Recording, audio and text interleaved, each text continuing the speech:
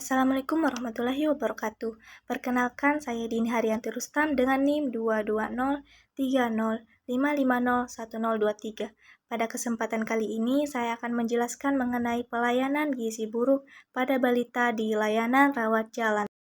Gizi buruk atau severe wasting merupakan kondisi di mana asupan makan seseorang tidak sesuai dengan nutrisi yang semestinya diperlukan. Keadaan gizi buruk pada balita biasanya ditandai oleh satu atau lebih dari tanda berikut. Yang pertama, adanya pitting edema bilateral, minimal pada kedua punggung kaki. Yang kedua, berat badan menurut panjang badan atau berat badan menurut tinggi badan kurang dari -3 standar deviasi. Dan yang ketiga, lingkar lengan atas di bawah 11,5 cm pada balita usia 6 hingga 59 bulan. Ada 4 fase pada pengobatan dan perawatan gizi buruk pada balita.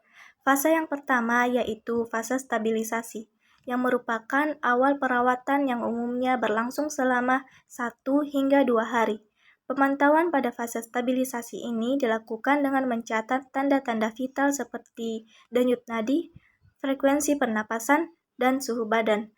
Tanda-tanda bahaya, derajat edema, asupan formula, frekuensi defekasi, konsistensi feses, volume urin, dan berat badan.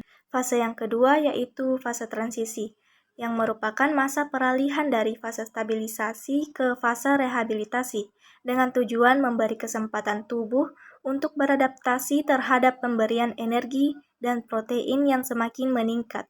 Pemantauan pada fase transisi ini sama seperti pada fase stabilisasi.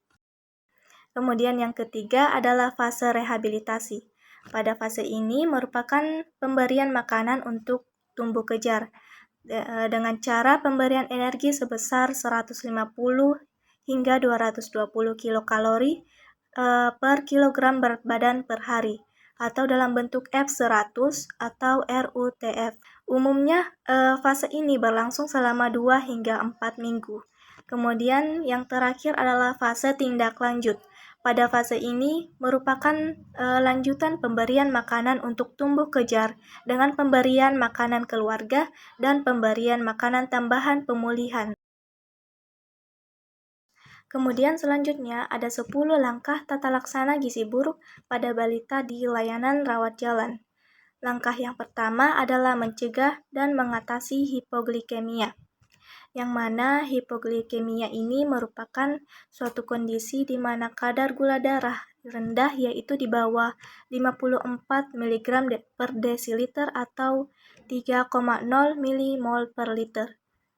Hipoglikemia ini ditangani dengan memberikan 50 ml larutan glukosa sebanyak 10% atau 1 sendok teh munjung gula pasir dalam 50 ml air secara oral. Kemudian langkah yang kedua adalah mencegah dan mengatasi hipotermia. Hipotermia itu merupakan suatu kondisi di mana suhu kurang dari 36 derajat Celcius atau sering ditemukan pada balita gizi buruk, dan jika ditemukan bersamaan dengan hipoglikemia, maka menandakan adanya infeksi berat. Cadangan energi anak gizi buruk sangat terbatas sehingga tidak mampu memproduksi panas untuk mempertahankan suhu tubuh. Cara mencegah dan mengatasi hipotermia ini dengan menghangatkan tubuh balita dengan menutup seluruh tubuh termasuk kepala dengan menggunakan pakaian atau selimut. Dan selanjutnya adalah langkah ketiga, yaitu mencegah dan mengatasi dehidrasi. Semua balita yang mengalami gizi buruk dengan diare atau penurunan jumlah urin dianggap mengalami dehidrasi. Cara mencegah dan mengatasi dehidrasi adalah dengan memberikan Resomal yang terbuat dari oralit yang diencerkan, gula pasir, larutan elektrolit atau mineral mix, dan air.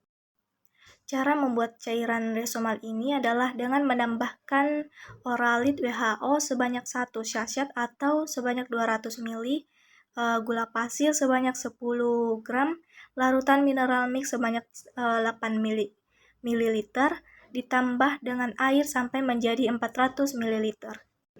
Apabila anak diare, maka diberikan Resomal setiap kali diare, yaitu untuk anak usia di bawah 2 tahun sebanyak 50 hingga 100 ml setiap kali diare.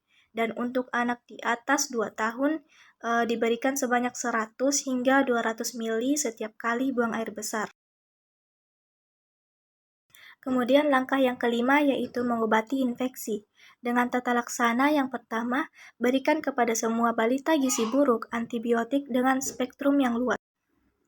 Kemudian yang kedua yaitu imunisasi campak jika balita berusia di atas 6 bulan atau belum pernah diimunisasi atau belum mendapatkan imunisasi campak sebelum usia 9 bulan. Pilihan antibiotik berspektrum yang luas adalah dengan memberikan amoxicillin sebanyak 15 mg per kilogram berat badan per oral setiap 8 jam atau selama 5 hari. Sedangkan untuk bayi dengan berat badan kurang dari 3 kg, dosis amoxicillin sebanyak 15 mg per kilogram berat badan per oral selama 15 jam dalam 5 hari. Yang kedua, dengan memberikan terapi untuk penyakit infeksi sesuai dengan standar terapi yang berlaku seperti tuberkulosis, HIV, dan lainnya. Pada langkah yang keenam adalah memperbaiki kekurangan zat gizi mikro.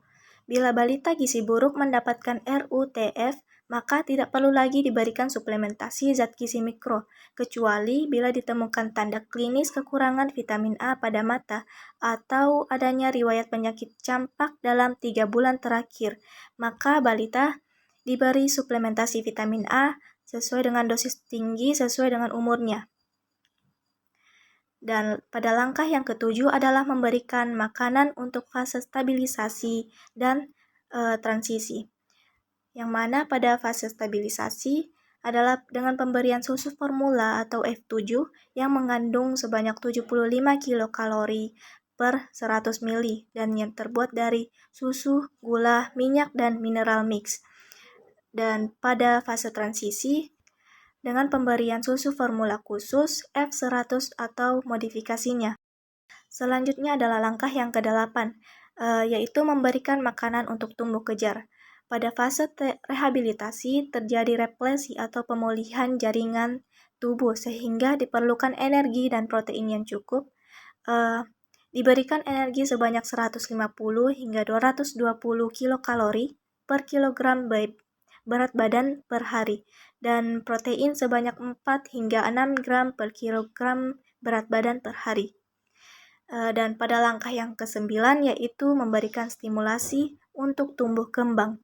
Stimulasi ini diberikan secara bertahap dan berkelanjutan sesuai dengan umur anak terhadap 4 aspek kemampuan dasar yaitu kemampuan gerak kasar, kemampuan gerak halus, kemampuan berbicara, dan bahasa serta kemampuan bersosialisasi dan kemandirian. Dan langkah yang terakhir yaitu mempersiapkan tindak lanjut di rumah. Pada persiapan untuk tindak lanjut di rumah ini dapat dilakukan sejak anak dirawat inap. Misalnya dengan melibatkan ibu dan dalam kegiatan merawat anaknya. Kriteria sembuh dari gizi buruk apabila berat badan per tinggi badan atau berat badan menurut panjang badan di atas -2 standar deviasi dan atau lilanya yaitu di atas 12,5 dan tidak ada pitting edema bilateral.